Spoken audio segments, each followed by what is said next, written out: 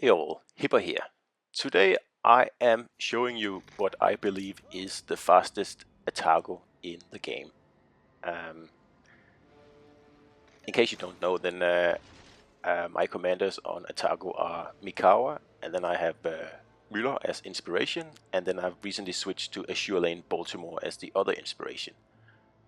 But in this battle here, I actually put Fraser back on instead of Azure Lane Baltimore to get the speed as high as I possibly could. And I just wanted to see if I was able to break 43 knots with this cruiser here. And you can see here, right off the bat, I'm trying to. Another thing you can notice here is that the destroyer is running away already. And I only have one battleship with me here on this flank. And that's bad. Because we need to win this flank and we need to win it fast. Because the right flank is usually the weak flank in this map here. So the faster you can push through this flank, the better, before the other flank gets overrun. That's not the case in this battle here. Actually, the other flank does well, but usually you gotta get this flank, and you gotta get it quick. So I am pushing ahead here. I just made it to 42.9 knots, so not quite 43 yet, but that's because there was an island in the way. So you saw before, I don't have a destroyer with me, so I'm going to go ahead and screen. And then, of course, if there was a destroyer here, I would put on my sonar and try to take him out well in advance of the battleship. But as it turns out, there is no destroyer here, and instead I can play stopgap up here and try to keep all these enemies here from actually pushing down on this flank here, and that'll keep them all in a pretty bad position here, because they're all caught at their half of the map now. And as good as Atago is at spitting HE, it is also quite a brawler. And I mean, nobody wants to take on Atago in a position like this, because the first ship to come around the corner is going to eat at least 8 torps, and probably more than that.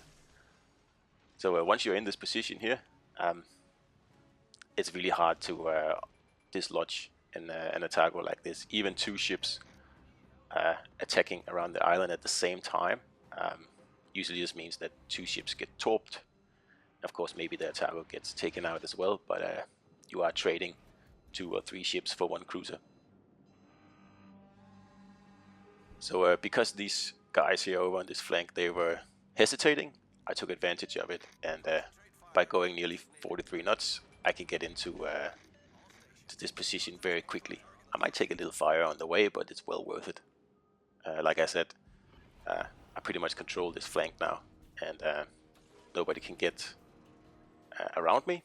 So I'm just waiting for my battleship to push up, and then when he gets closer, I will start to attack. Now this battleship here and we play like a well-oiled machine.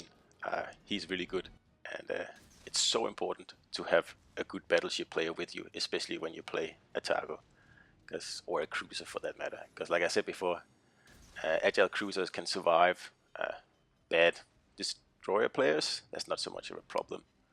But surviving bad battleship players, that is quite a different thing. You really rely on those battleships to deliver devastating strikes to battleships that are targeting you, because you can only dodge for so long. So here I made a circle, and I got to fire off my 2 other guns, torps I mean. And here's the bane of every cruiser, is the Lion with the 16 shell salvo, and he's broadside on. So I really need this battleship here, or someone to take him on. But unfortunately, he's in a bad position behind the island now, so I'll have to wait. Taking on the Lion in a cruiser is a bad idea. It usually doesn't work out very well for the cruiser. So, got the Bismarck there with the torps, so there will be no pushing down this flank for him. So finally, our destroyer is getting out ahead and spotting now. It only took nearly 5 minutes for him to figure that out. So that was nice, because that means I don't have to do it anymore. And I just figure out I have a slight controller problem here, so I'm just sitting here for a second while I change my batteries. And that happens once in a while, I guess. And at least I was in a good position to to actually hide somewhere and change it without getting totally killed while doing it. Now this Leon has been broadside on for a very long time, and I'm quite surprised he hasn't been taken out yet. So instead I'm going to reverse, and there Massachusetts took out the Leon.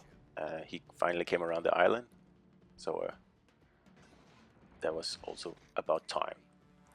So these guys are pushing on the base now, so I have to choose between actually trying to slow these guys down or helping the Massachusetts with the destroyer up to the north.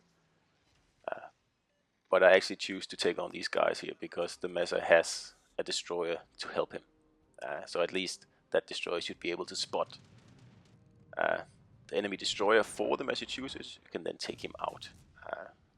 It doesn't look like that destroyer actually does a lot of good because he stays right next to the battleship.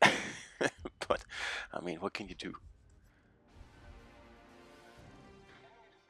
Alright, so this Odin here is surrounded now. There's a destroyer and a cruiser in front of him, and I'm assuming they're going to torp him. So I'm going to put a stop to this other Atago's attempts to surround me. And I know exactly what he's up to here, so I'll just fire some preemptive torps. And I was really hoping these torps would take him out, because I can see that he is turning right into them. But unfortunately he evades, and that means I'll have to rely on someone else to take him out, because I have to stay bow on, and that means I only have access to 40% of my firepower, and the same for him for that matter, because he's also bow on and he has to stay bow on to me. And whoever wants to fire torps is gonna get citadeled, so all we can do is stare at each other. And luckily the Massachusetts again comes to the rescue and takes him out. So this battle here is pretty much ours now. We have two destroyers unspotted up at their cap, and the Massachusetts is heading up there, so I am going to go and support him. There's already a cruiser and a destroyer down at the other, down at our base, so they really shouldn't need me down there. And if they do, I can always turn around and head down. But we are so far ahead on points now that it's unlikely anything bad would happen. So I need to close the distance now, and that's why I'm just lining up my ship, the heading I want to go, and then I am just going to pretty much go full speed to see if I can finally hit those 43 knots that I was actually trying to. Now going 43 knots is actually very, very fast. I think only Amalfi is the only tier 7 cruiser that can go 43 knots and faster as without speed boost. Martel can go a little bit faster actually, but that's with the speed boost, so I don't really count that. So I am going to